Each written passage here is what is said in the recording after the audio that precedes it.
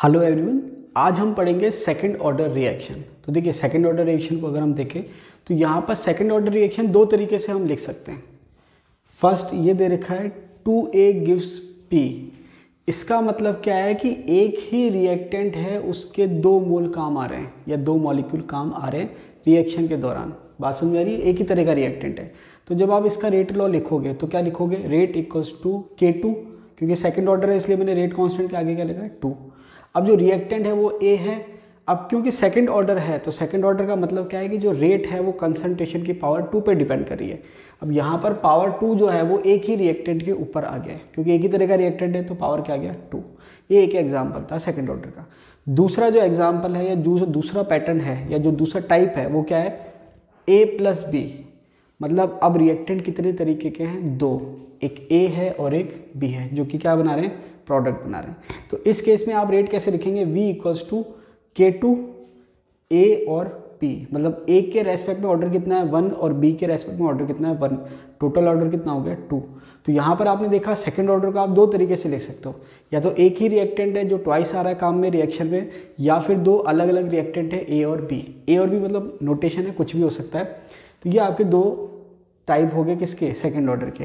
अब इसी का अगर हम डिफरेंशियल रेट इक्वेशन लिखें तो देखिए ये भी एक तरह से डिफरेंशियल रेट इक्वेशन ही है, ठीक है। अगर फिर भी हम लिखें तो dx/dt इक्वल्स टू K2।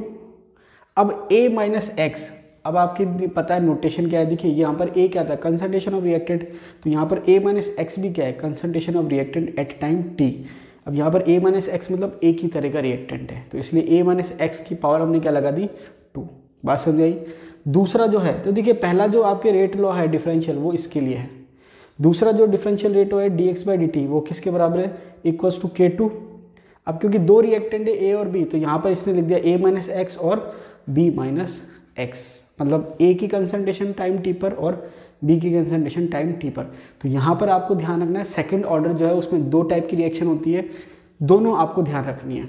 एक जब दोनों सेम हो तो ये आपके रेट लॉ होगा, या आप कह सकते हो ये होगा, और जब दोनों डिफरेंट हो तो आपके ये हो जाएगा और ये हो जाएगा। तो ये आपके हैं डिफरेंशियल रेट इक्वेशन किसके लिए? सेकंड ऑर्डर के लिए। अब देखिए आगे दे रखा है इंटीग्रेटेड रेट इक्वेशन। तो जैसे आपने डिफरेंशियल रेट इक्वेशन दो टाइप की पढ़ी, वैसे इंटीग्रेटेड रेट इक्वेशन भी हम दो टाइप की पढ़ेंगे।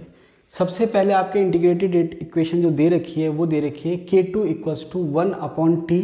अब देखिए ये आपके किसके लिए? जब एक ही तरह का रिएक्टेंट है। यहाँ मैं साइड में लिख देता हूँ, जब आपकी रिएक्शन कौन सी हो रही है? 2A गिव्स प्रोडक्ट, और ये वाली रिएक्शन कौन सी है? A plus B gives product, ठीक है। तो आपको कोई कन्फ्यूज़न या कोई डाउट नहीं होना चाहिए। तो ये किसके लिए है? जब दोनों रिएक्टेंट सेम ही है, मतलब एक ही रिएक्टेंट है जिसकी पावर कितनी है? 2। तो वहाँ पर आपके जो फॉर्मूला आ रहा है वो आ रहा है K2 equals to 1/T bracket 1/A minus x minus 1। तो देखिए यहाँ पर आपके जो K2 है उसके फॉर्मूले में क्या है? 1/T आ रहा है। क्या आ रहा है? 1/T ब्रैकेट में। अब देखिए 1/A minus x, A minus x क्या है? Concentration of reactant at time t minus 1/A। अब देखिए यहाँ पर 1/A माइनस एक्स, क्योंकि A माइनस एक्स की वैल्यू छोटी है या कम है तो ये ओवरऑल टर्म बड़ी हो जाएगी, ठीक है। तो ओवरऑल वैल्यू पॉजिटिव आएगी, माइनस 1/A। तो एक तो तरह आप इसको ऐसे बता सकते हैं, या फिर जब आप इसको सॉल्व करेंगे कॉमन लेके या एलसीएम लेके तो ये हो जाएगा 1/T x/A A minus x. आपको दोनों ध्यान रखना है। बात समझ में आ गई? वापस से रिपीट कर देता हूँ। K2 equals to 1/T bracket 1/A minus x minus 1/A equals to, या दूसरा तरीके से आप जो शो कर सकते हैं वो है equals to 1/T bracket x/A A minus x. ये कब है? जब दोनों रिएक्टेंट सेम है। दूसरा जो फॉर्मूला दे रखा है इंटीग्रेटेड रेट इक्वेशन का वो क्या दे रखा है? जब दोनों अलग अलग हैं A और B है, ठीक है। तो यहाँ पर फॉर्मूला क्या है? K2 equals to 2.303/T A minus B, bracket में क्या दे रखा है? A minus B log B A minus x/A B minus x. वापस से रिपीट कर रहा हूँ। K2 equals to 2.303/T A minus B log B A minus x/A B minus x. Condition क्या है? कि A ज़्यादा होना चाहिए किससे? B से। कंडीशन क्या है? A ज़्यादा होना चाहिए किससे? B से, ठीक है। तो यहाँ पर क्या हो जाएगा? K2 equals to 2.303/T A minus B log B A minus x/A B minus x. Condition क्या है? A ज़्यादा होना चाहिए किससे? B से। तो ये आपके थे इंटीग्रेटेड रेट इक्वेशन किसके लिए? सेकंड ऑर्डर के लिए। कौन से? दोनों फॉर्म में, जब दोनों रिएक्टेंट सेम हो या एक ही रिएक्टेंट हो और दूसरा क्या है जब दोनों रिएक्टेंट क्या हो, डिफरेंट हो। आई थिंक आपको क्लियर हो गया होगा। अब देखिए नेक्स्ट दे रखा है आपके हाफ लाइफ। अब यहाँ पर जो हाफ लाइफ का हम जो फॉर्मूला सॉल्व करेंगे वो किससे सॉल्व करेंगे, 2a gives p, उससे सॉल्व करेंगे। तो देखिए t का जो फॉर्मूला था वो क्या था, या हमने k2 के फॉर्म में लिखा था उसको मैंने t के फॉर्म में लिख दिया। k2 बराबर 1/t था, मैंने t बराबर 1/kt कर दिया, क्रॉस मल्टीप्लाई कर दिया। तो फॉर्मूला क्या आ गया, t बराबर 1/k2 bracket 1/a - x minus 1/a। अब यहाँ पर जब हम t हाफ की बात करेंगे या हाफ लाइफ की बात करेंगे तो मैंने t हाफ लिख दिया। अब टी हाफ की कंडीशन क्या होती है कि रिएक्शन जो है 50% कंप्लीट हो गई है, या हम कहें कि रिएक्टेंट की कंसंट्रेशन कितनी बच गई, 50%। तो ये आपके टी हाफ बराबर हो गया 1/k2। अब जो आपके 1/a - x है, तो ये जो आपके रिएक्टेंट की कंसंट्रेशन ये कितनी हो गई है, इनिशियल की हाफ। तो मैं इसको क्या लिख सकता हूँ, a/2। तो मैंने लिखा इसको a/2। तो 2 कहाँ चले जाएगा, ऊपर चले जाएगा। ये हो गया -1/a। जब आप इसको सॉल्व करेंगे तो क्या आएगा, 1/k2a, क्योंकि a कॉमन आ जाएगा, 2 - 1 करेंगे तो 1 रह जाएगा, मतलब 1/a। तो फाइनली जो टी हाफ है वो किसके बराबर आ गया, 1/k2a के बराबर आ गया। किसके बराबर आ गया, 1/k2a। तो अगर मैं यहाँ से रिलेशन देखूँ तो ये आपके जो टी हाफ है ये क्या है, इन्वर्सली प्रोपोर्शनल टू a है। क्या है, इन्वर्सली प्रोपोर्शनल टू a। तो देखिए आपने देखा था जीरो ऑर्डर में डायरेक्टली प्रोपोर्शनल था, फर्स्ट ऑर्डर में टी हाफ ए पे डिपेंड नहीं कर रहा था, और सेकंड ऑर्डर में जो टी हाफ है वो इन्वर्सली प्रोपोर्शनल ए के। इसका मतलब क्या हुआ, इसका मतलब ये हुआ कि अगर इनिशियल कंसंट्रेशन ज़्यादा होगी तो टी हाफ कम होगा, और इनिशियल कंसंट्रेशन अगर कम होगी तो टी हाफ ज़्यादा होगा। ये आपको ध्यान रखना है, ठीक है। आगे हम और कंपेयर करेंगे। अब ये हमने बात करी टी हाफ की, जो कितना आ रहा है 1/k2a। अब यहाँ पर मैं अगर t 3/4 की बात करूँ, जो कि हम कहते हैं t 75%, तो वो अगर हम देखें तो देखिए यहाँ पर क्या आएगा, 1/k2। अब 75% का मतलब ये है कि जो रिएक्टेंट की कंसंट्रेशन है, देखिए 75% रिएक्शन कंप्लीट हो चुकी है, तो जो कंसंट्रेशन बची है वो 25% बची है, मतलब 1/4। तो मैं डायरेक्ट वैल्यू लिख देता हूँ। तो आपके जो a - x क्या है वो क्या है, a/4 हो जाएगा। तो ये a नीचे आ जाएगा, 4 ऊपर आ जाएगा, और क्या हो गया, -1/a।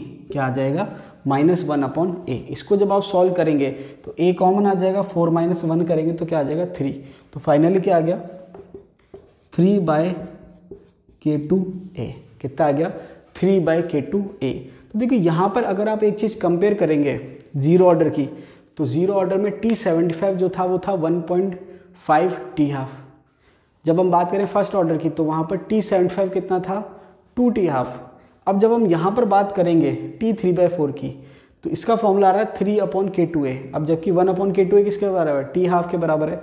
तो यहाँ हम लिख सकते हैं 3 टी हाफ, यहाँ हम क्या लिख सकते हैं, 3 टी हाफ। तो ये डिफरेंस है। जीरो ऑर्डर की अगर हम बात करें तो जो सेकंड हाफ लाइफ थी, मतलब 50 से 75%, वहाँ पर आपके हाफ टी या हाफ लाइफ काम, हाफ टी हाफ काम आ रहा था, 0.5 टी हाफ काम आ रहा था। जब हमने बात करी फर्स्ट ऑर्डर की तो वहाँ पर 50% से लेके 75% जो रिएक्शन हुई थी उसमें 1 टी हाफ काम आ रहा था। यहाँ पर आपने देखा कि जब 75% ओवरऑल हम बात कर रहे हैं तो 3 टी हाफ काम आ रहा है, लेकिन अगर मैं बात करूँ 50% से 75% रिएक्शन होने की, वहाँ पर कितना काम आ रहा है, 2 टी हाफ। इसका रीज़न क्या है कि जो आपके जीरो ऑर्डर है वहाँ पर टी हाफ जो था वो डायरेक्टली प्रोपोर्शनल था ए के। तो क्योंकि ए कम हो जाता है 50% पे, तो वो भी कम हो जाता है। फर्स्ट ऑर्डर में वो डिपेंड नहीं करता। सेकंड ऑर्डर की अगर हम बात करें तो वो ए के इन्वर्सली प्रोपोर्शनल है टी हाफ। तो अगर ए कम होगा तो टी हाफ बढ़ जाएगा, ठीक है। बात समझ आ गई। तो ये हमने बात करी हाफ लाइफ की, टी हाफ का फॉर्मूला हो गया, t 3/4 का फॉर्मूला हो गया। आपको ध्यान रखना, न्यूमेरिकल में आपके काम आएगा 1/k2a। और t 75% की बात करें तो ये आ जाएगा आपके 3/k2a या 3t हाफ। देखिए मैंने आपको स्टार्टिंग वाले वीडियो में बताया था कि जो रेट ऑफ रिएक्शन है उसकी जो यूनिट है वो फिक्स होती है, लेकिन जो रेट कांस्टेंट की यूनिट है वो आपके ऑर्डर पे डिपेंड करती है। तो हालांकि मैंने रिपीट नहीं करा, लेकिन यहाँ मैं आपको बताया था। देखिए यहाँ जो सेकंड ऑर्डर की अगर हम बात करें तो सेकंड ऑर्डर के लिए जो रेट कांस्टेंट है K2, ठीक है। रेट कांस्टेंट स्मॉल के लिखते हैं हम यहाँ पर। रेट कांस्टेंट जो है K2, उसकी यूनिट क्या है, mole inverse litre second inverse, ठीक है। जो रेट ऑफ रिएक्शन होती है उसकी क्या होती है, मोल पर लीटर पर सेकेंड, ठीक है। जो आपके रेट ऑफ रिएक्शन होती है, रेट जो होती है वो आपके क्या होती है, कंसंट्रेशन अपॉन टाइम, ठीक है। रेट जो होती है change in concentration per unit time, तो ये आपकी क्या होती है, मोल पर लीटर पर सेकंड, ये किसकी यूनिट होती है? रेट की यूनिट होती है। अब अगर हम बात करें ज़ीरो ऑर्डर की, तो ज़ीरो ऑर्डर की जो यूनिट होती है वो सेम होती है मोल पर लीटर पर सेकंड। अगर हम बात करें फर्स्ट ऑर्डर की तो उसकी यूनिट होती है पर सेकंड। और अगर हम बात करें सेकंड ऑर्डर की तो ये होती है mole inverse litre second inverse. Important है, ठीक है, इंपॉर्टेंट है, कई बार पूछते हैं। मैंने आपसे कहा था कई बार न्यूमेरिकल में क्या करेगा, वो केवल यूनिट दे देगा रेट कांस्टेंट की, तो वो आपको लिखेगा नहीं कि कौन सी ऑर्डर है। या कई बार तो डायरेक्ट पूछ रखा है कि सेकंड ऑर्डर रेट कांस्टेंट की यूनिट क्या होती है। क्लियर, आपको याद रखना इंपॉर्टेंट है। इसके बाद अगर हम बात करें एग्जाम्पल्स की, तो सबसे पहले दे रखा saponification of ester. Saponification of ester का मतलब जिसको हम साबुनीकरण कहते हैं। तो देखिए अभी मैंने आपसे कहा था हाइड्रोलाइसिस ऑफ एस्टर, अगर आपने पढ़ा था फर्स्ट ऑर्डर में, वो एसिडिक मीडियम में था। यहाँ पर हालांकि हमने नाम चेंज कर दिया सपोनिफिकेशन ऑफ एस्टर, लेकिन अगर इसको हम कहें तो हम क्या कह सकते हैं? Basic hydrolysis of ester. मतलब एस्टर का हम हाइड्रोलाइसिस कर रहे हैं किसमें? बेसिक मीडियम में। उसको हम कहते हैं सपोनिफिकेशन ऑफ एस्टर या बेसिक हाइड्रोलाइसिस भी कहते हैं। तो एसिडिक मीडियम में जो हाइड्रोलाइसिस था वो फर्स्ट ऑर्डर था, लेकिन जो बेसिक मीडियम में हाइड्रोलाइसिस है वो क्या है? Second order. तो आपने क्या देखा? CH3COO एस्टर है, यहाँ पर मिथाइल एसीटेट है, plus NaOH gives CH3CONA plus CH3OH। तो यहाँ पर जो डिफरेंस आ रहा है वो क्या आ रहा है कि आपने यहाँ पर एस्टर ले रखा है, मिथाइल एसीटेट या मिथाइल इथेनोएट, साथ में आपने ले रखा है बेस। एसिडिक मीडियम में क्या करते हैं आप? वाटर लिखते हैं और यहाँ पर H+ लिखते हैं। अब प्रोडक्ट में क्या डिफरेंस आया? प्रोडक्ट में डिफरेंस आया, ये तो सेम है, एल्कोहल बन रहा है, लेकिन यहाँ पर एसिड की जगह उसका सॉल्ट बनता है। क्या बनता है? एसिड की जगह उसका सॉल्ट बनता है। और अगर आपके जो एस्टर है उसमें अगर कार्बन की संख्या ज़्यादा है तो ये आपके सोप की तरह बिहेव करता है। क्या है? सोप का फॉर्मूला है। अगर आपके कार्बन की चेन लंबी है तो ये किसका फॉर्मूला होता है? सोप का, साबुन का फॉर्मूला होता है। ठीक है, क्लियर है। दूसरा एग्जाम्पल है NO2। इसका आप थर्मल कंडीशन में डिकम्पोजिशन कर रहे हैं तो ये है 2NO2, आपने हीट करा, क्या बन गया? 2NO plus oxygen. ये भी सेकंड ऑर्डर का एग्जाम्पल है। इसके बाद और एग्जाम्पल क्या दे रखा है? 2CH3CHO एसिटल्डिहाइड है, ठीक है, इथेनॉल कह सकते हैं IUPAC की लैंग्वेज में। हीट करा, किसमें ब्रेक हो गया? 2 बन गए मीथेन, 2 मोल जो है वो मीथेन के बन गए, और 2 मोल जो है वो किसके बन गए? CO के। ठीक है, नीचे वाले बहुत ज़्यादा कोई इंपॉर्टेंट एग्जाम्पल नहीं है, ये आपके इंपॉर्टेंट है। Saponification of ester second order है, जबकि एसिडिक मीडियम में हाइड्रोलाइसिस जो है फर्स्ट ऑर्डर ऑफ रिएक्शन है। ये भी आपको ध्यान रखना है। ठीक है, NO2 का जब आप डिकम्पोजिशन करेंगे थर्मल कंडीशन में तो सेकेंड ऑर्डर का एग्जाम्पल है। तो ये आपके जो है सेकेंड ऑर्डर जो है वो कंप्लीट हो गया है। अब देखिए अभी जो है कॉलेज की जो है दिवाली वेकेशंस हैं, तो अब जो है जो मेरा नेक्स्ट वीडियो है वो दिवाली वेकेशन के बाद आएगा। ठीक है, 8 तारीख से कॉलेज खुलेंगे, तो जो मोस्ट प्रोबेबली जो नेक्स्ट वीडियो है या 9 को आएगा या 10 तारीख को आएगा। लास्ट जो है 10 तारीख को नेक्स्ट वीडियो आ जाएगा। तो दिवाली की वेकेशन से पहले ये लास्ट वीडियो है। अब जो नेक्स्ट वीडियो आएगा वो दिवाली की वेकेशन के बाद आएगा। तो आप जो है अच्छे से प्रिपरेशन करें और कंटिन्यूटी मेंटेन करें। ठीक है, अगर आप रेगुलर नहीं रहेंगे स्टडी में तो आपको बहुत ज़्यादा प्रॉब्लम हो जाएगी। और दूसरी बात यह है कि आपको साथ के साथ रिवीजन करना है। ऐसे नहीं कि हमारा कोर्स ख़त्म होगा उसके बाद हम रिवीजन शुरू करेंगे। कई बार हम सोचते हैं कि कोर्स कब ख़त्म होगा, कितना कोर्स है, हम रिवीजन कब करेंगे। आप वेट मत करो कोर्स ख़त्म होने का या एग्ज़ाम की डेट आने का, आप साथ के साथ तैयारी करते जाइए। और क्योंकि शुरू में आपने मैटर कम पढ़ा है, बाद में तो आपका पूरा मैटर हो जाएगा, शुरू में क्योंकि आपने मैटर कम पढ़ा है तो रिवीजन करना आसान होता है। तो आप क्या करिए, जैसे जैसे मैटर होता जा रहा है वैसे वैसे साथ के साथ रिवीजन करते जाइए और साथ के साथ प्रैक्टिस करते जाइए, क्योंकि एंड में आपको प्रैक्टिस का टाइम नहीं मिलेगा। बात समझ आ रही है? तो अभी जितनी प्रैक्टिस आप कर सकते हैं आप उतनी करिए। मैं भी आपको प्रैक्टिस करवाऊंगा। देखिए मैं आपको जो है वीडियो के जो डिस्क्रिप्शन है उसमें आपको मैटर अवेलेबल करा दूंगा राइटिंग में, जो आपके PDF फॉर्मेट में आपको मैटर अवेलेबल करा दूंगा ताकि आपको पढ़ने में कोई दिक्कत ना हो। और साथ के साथ जो है आप क्वेश्चन की प्रैक्टिस भी कीजिए। क्वेश्चन की प्रैक्टिस करने के लिए आप क्या कर सकते हैं, RPSC की वेबसाइट पे जा सकते हैं, प्रीवियस पेपर आप सर्च कर सकते हैं, वहाँ पर आप प्रैक्टिस कर सकते हैं।